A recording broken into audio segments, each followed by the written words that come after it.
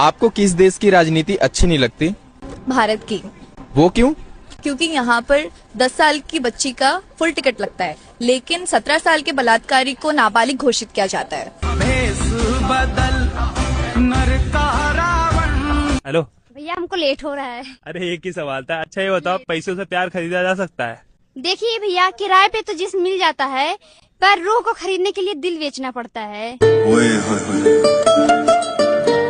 अच्छा बताओ, लड़के ज्यादा धोखेबाज होते हैं फिर लड़कियां?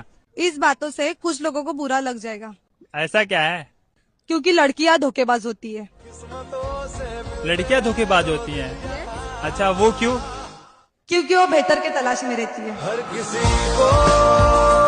अगर आपका प्यार किसी और के साथ रहे तो आपको कैसा लगता है?